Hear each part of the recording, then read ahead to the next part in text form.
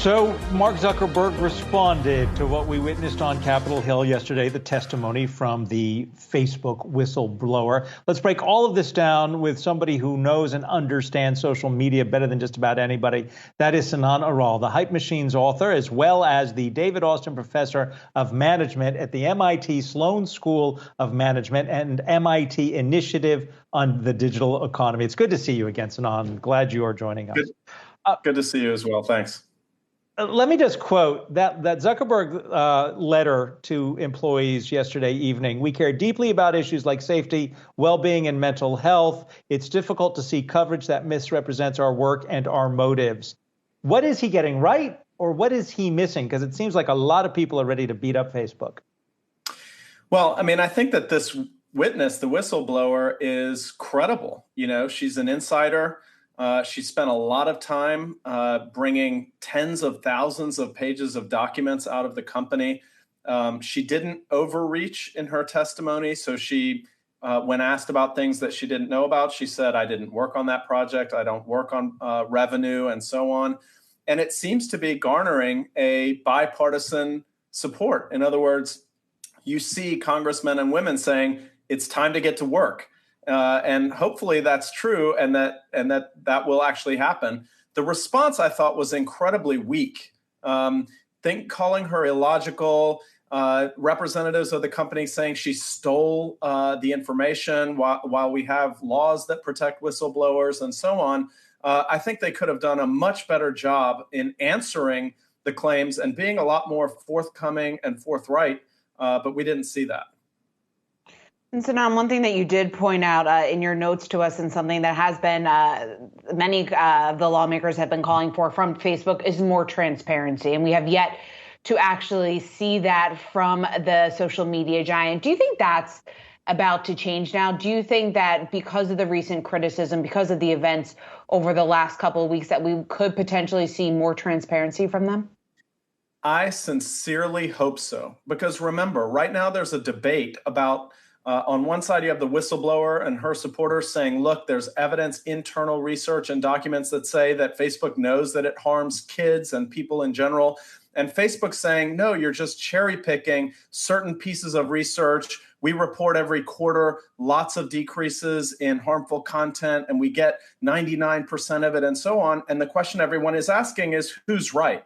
Well, the answer is that we need more transparency that is mandated by law in order to find out. Because essentially right now, akin to big tobacco, we want to know, does cigarette smoking cause cancer? But we don't have access to what's in the cigarettes. There have been industry academic partnerships that try to get inside of Facebook and other social media companies. They were delayed for up to 2 years. And then when Facebook did give data, that data was found to have a tremendous amount of errors in it. So this sort of let's work this out in an industry academic partnership doesn't seem to work. We need legislation that brings crowbars to the front door and gives us access to what is going on with the algorithms and the data so that we can understand Facebook and other social media's impact on society, our mental health, our public health, our democracy, and so on. Sinan, at the end of the day, there was that statement from their PR department at Facebook, which said, look, Congress hasn't changed the law in 25 years. It's up to them to figure out how to regulate this. Isn't that, though, the danger? Because, as you just said, there isn't transparency. Congress, how many on Capitol Hill truly understand how to break this apart? And I don't mean break up Facebook, but I mean to understand what may or may not be going on with these algorithms. So there's this debate at the sort of surface, which is about what are the harms of Facebook and what are the positive potentials of Facebook. Underlying that debate is this debate about transparency, which is how do we determine exactly what kind of harms Facebook engenders or other social media? I don't think this should be limited to Facebook. I think that any large social media platforms should be subject to new transparency rules. And there are many proposals in Congress and elsewhere that would bring that transparency. But people have to realize that this transparency debate is prima facie. It's a priority. It has to happen first.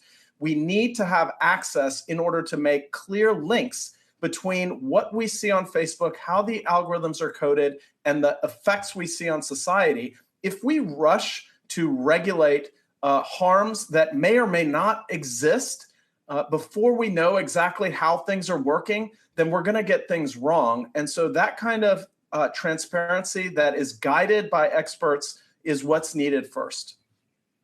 And Sinan, real quick, let's talk about competition, because you're an investor, you're an entrepreneur, you see social media type startups all the time. To what extent has Facebook stifled competition, and why is that such a massive, or it should be a massive concern for lawmakers going forward? So in addition to transparency, the other fundamental underlying issue, a foundational issue, is competition. You're right. As an investor, I see startups with great ideas about how to fix social media every single day. These are viable businesses. These are real things that could help us bring mental health to our kids, that could help us create a better social media ecosystem. But they are not getting the oxygen they need to succeed and survive. They will not get the oxygen they need to succeed or survive until we solve the competition problem.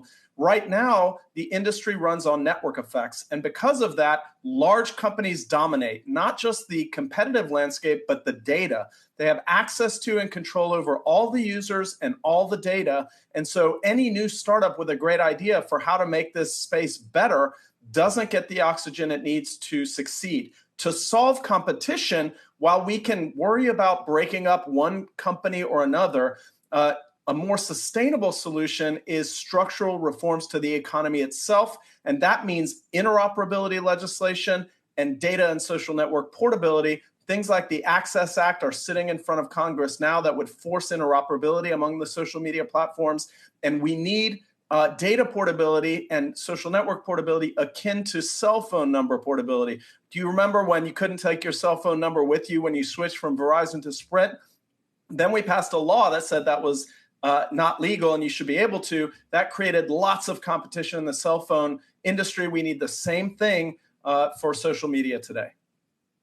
Sinan Aral is author of The Hype Machine and also a professor at MIT. We appreciate having you back here at Yahoo Finance and look forward to the next discussion as we continue to follow the Facebook follies, as some people are calling it.